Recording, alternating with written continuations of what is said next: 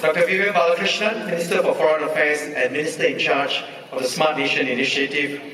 Ladies and gentlemen, a warm welcome to many of you who come from all parts of the world for this conference. Now, I'm delighted to join all of you this morning. This is the first year we are hosting the Singapore FinTech Festival and the Singapore Week of Innovation and Technology together as SFF and Switch. SFF and Switch started as separate events in 2016, and each has grown in scale and significance since. We chose to bring both events together as there's strong synergy in content and network. This combined conference has gathered 60,000 participants from 130 countries, with more than 40 international pavilions, 900 exhibitors, and 400 speakers. SFF and Switch brings together thought leaders, entrepreneurs, investors, and innovators from around the world. This is a great opportunity for all of us here to exchange ideas, gain insights, and explore new areas of collaboration, and to work at how we can transform scientific discoveries and technological advancements into useful applications. This conference focuses on 5 key sectors, including the financial sector, which is at the forefront of deploying some of the most frontier technologies, such as artificial intelligence and blockchain. I'm glad that beyond new technology and Industry 4.0, this conference features sustainability as a key theme. This will focus us not just on developing and deploying technology, but also on ensuring inclusion, improving lives, and protecting planet Earth. Financial inclusion in particular is a topic close to Her Majesty Queen Maxima's heart, and I was happy to hear her speak about this at her address earlier. The transformative power of innovation and technology can overcome pressing challenges and create new value and possibilities. Singapore's development story over the last 5 decades is testament to this. As a small island state with no natural resources, innovation and technology have enabled us to overcome our constraints to become a livable city with a competitive economy and a progressive society. Take our water story. Singapore has limited supply of fresh water. By investing heavily in research and technology, in desalination and recycling used water, we turned adversity into opportunity. Today, we can meet up to 2/3 of our country's water needs through technology. We also export these solutions to other countries. We are applying the same spirit of enterprise and commitment to turn other national challenges into new water stories. As a city-state with limited agricultural land, we are leveraging technology to develop urban farming so that we can produce 30% of our nutritional needs in Singapore by 2030, hence a 30 by 30 goal. To be more environmentally sustainable, we are testing creative solutions for cleaner energy, such as floating solar panels on water. With an aging population, we are enabling our people to not only live longer, but also live healthier in the silver years. So while our context might be different, these challenges are common across many countries, and there's much that we can learn from one another. Countries will need to keep pace with technology and harness it to tackle common challenges and national priorities. Singapore has placed a strong emphasis on technology and innovation. 5 years ago, we announced our vision to be a smart nation, using digital technology to transform our government, economy, and society. And the Minister in charge of Smart Nation's effort is here with us, Dr. Vivian Balakrishnan. Today, we are taking the next step in our Smart Nation journey by launching Singapore's National Artificial Intelligence Strategy. Artificial intelligence, or AI, is one of the new frontiers in technology, and we can already see its application in our daily lives. AI chatbots, which mimic natural language, are now widespread. Robo-advisors powered by AI can provide financial advice to clients and optimize their assets based on their preferences. Singapore is ready to deploy artificial intelligence at a national scale. We have committed over $500 million to fund activities related to AI under our Research, Innovation and Enterprise 2020 plan. We'll create a new National Artificial Intelligence Office to bring together Singapore's efforts as we aim to be a leader in developing and deploying AI solutions by 2030. We'll kickstart this effort by embarking on 5 national projects while building the enablers that sustain a vibrant AI ecosystem. One such project relates to healthcare, one of the common challenges for many countries. There is great potential for AI to be applied to the prediction, detection, and management of chronic diseases. Many seniors suffer from chronic diseases such as diabetes and hypertension. Many might be unaware of their conditions, which, if left untreated, can lead to serious medical complications. AI can be used to analyze clinical and genomic data, medical images, and health behaviors to better assess the risk profile of individual patients for better prevention and case management. Our first step is to deploy Selena Plus, an AI system that is able to detect 3 major eye conditions, including diabetic eye conditions, from retinal photographs accurately and quickly. These solutions can be applied beyond Singapore to the region and the world. I've spoken about the transformative power of innovation and technology in overcoming pressing challenges around the world. I've also spoken about how countries will need to invest in and keep up with technological advancements. But many of us are also keenly aware that while technology and innovation can help us tackle common challenges, they also create new downsides. Social media has brought people closer together across distances, but it has also become a conduit for divisive contents and fake news. Automation and the Internet of Things have improved productivity by leaps and bounds, but they have also disrupted the livelihoods of many workers. As technology historian Melvin Krendsberg said, technology is neither good nor bad. Neither is it neutral. We must therefore work together to maximize the benefits of innovation and technology to humanity and mitigate the risks and the costs. As countries around the world ride on the waves of technology into the future, how do we harness it to be a force for good? I believe 3 key principles should underpin our quest for better innovation and technology. 1, putting people at the heart of our endeavors. 2, staying open and connected. And 3, ensuring good governance of new technologies. First, people must always be at the heart of how we use technology. This means taking a human-centric approach to the application of technology while ensuring that workers are skilled in the use of new technology. No matter how sophisticated the technology, its application must be designed with the user in mind. Otherwise, we will end up with exclusive products that only the highly educated can access or the wealthy can afford. Many countries are already embarking on a human-centric approach in the use of technology, such as Society 5.0 in Japan.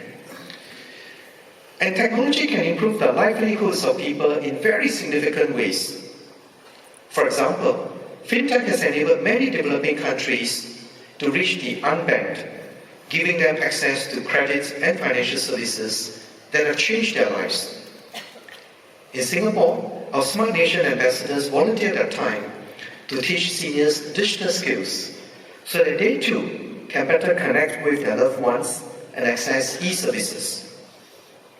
Practical, accessible, inclusive.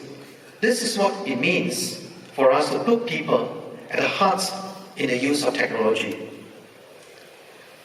Applying technology in a human-centric way also means ensuring our workers are skilled in the use of new technology. We must empower our workers to be technology savvy and grow a strong core of research scientists, developers, engineers, product managers, and entrepreneurs. Here in Singapore, we have invested significantly in developing our people, especially in fields relating to technology. Take our national AI strategy, which I just announced. We are growing the pool of talent that can support this strategy. Upstream, the Singapore University of Technology and Design recently launched a new degree on AI and design. Last month, our agencies partnered IBM to build deep AI capabilities. We aim to train 2,500 workers within the next 3 years through this program. Singapore aims to also train 25,000 professionals in basic AI coding and implementation by 2025.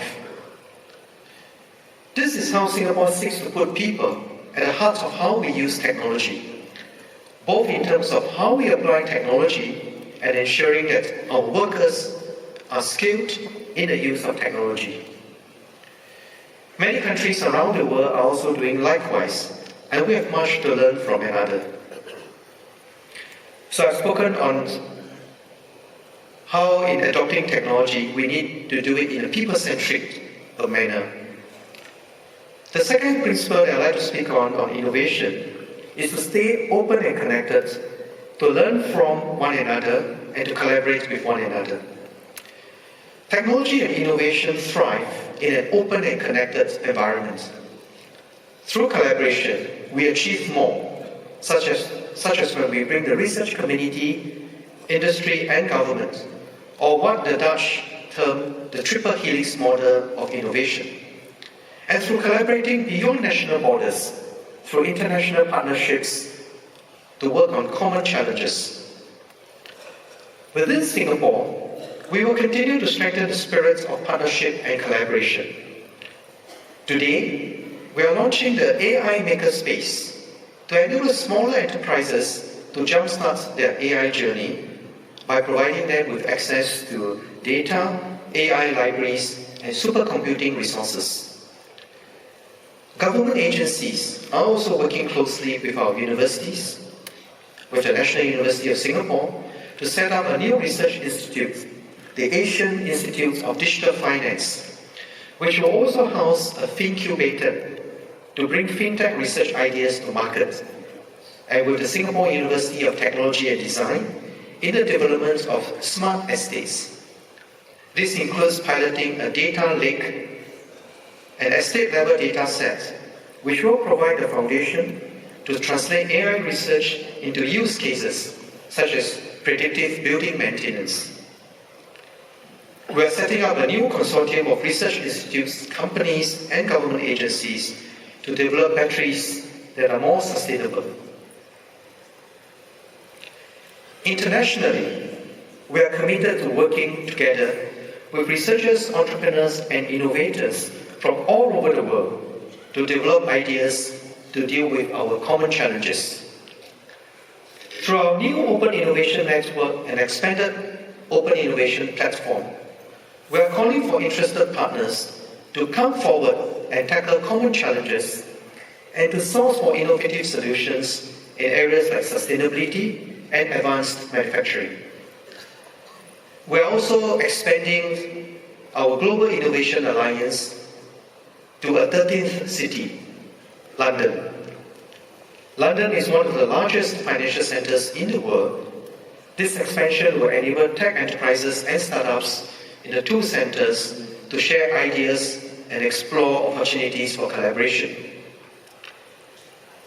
I hope that these initiatives and this conference will catalyze collaboration across different parts of the Triple Helix and beyond our shores, beyond different parts of the world. So I'm happy to see so many of you here from different parts of the world, collaborating with, learning from one another and collaborating with one another. Collaboration is key to innovation and technology, But ultimately, good governance is critical.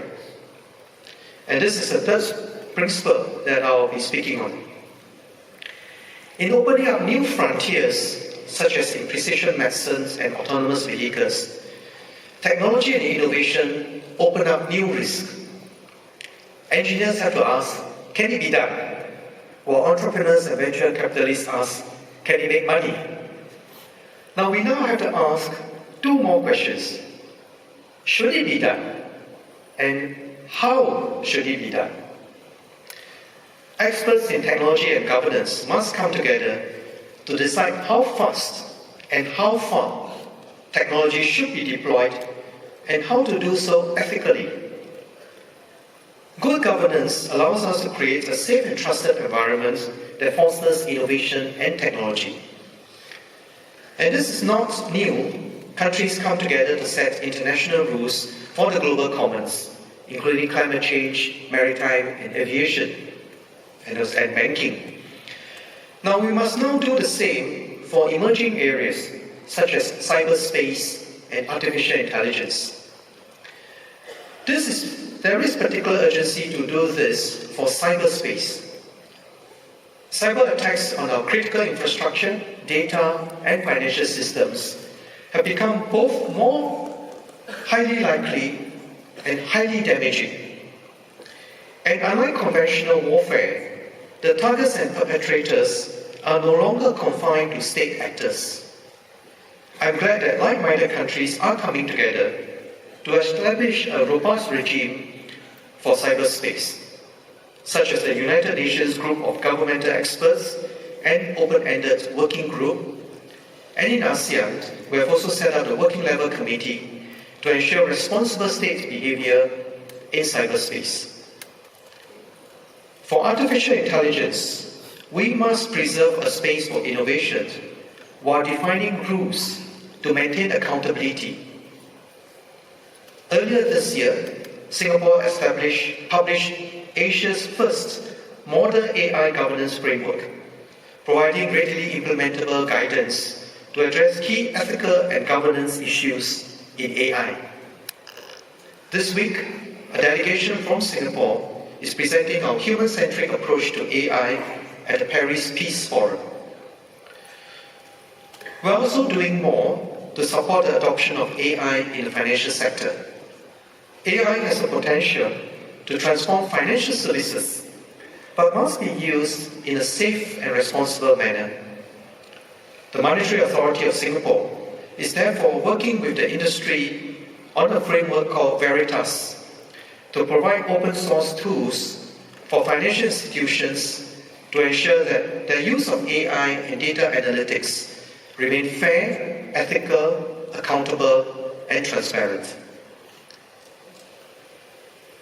Technology is an unstoppable force of change, and we must harness this force positively to improve the lives of people and our environment. As we venture into the future, we must ensure that our quest for innovation and technology puts people at the center and remains accessible to all. We must remain open and connected, collaborating with each other, both within borders and across borders. And we must build good governance to build the trust and confidence for innovation to take off. So this gathering today is a gathering of explorers and pathfinders from around the world. I hope you have been inspired by your experience, gather new insights, make new connections, and forge new areas for collaboration. Together, we can break new ground and harness technology to build a better tomorrow for ourselves and our children. Thank you very much.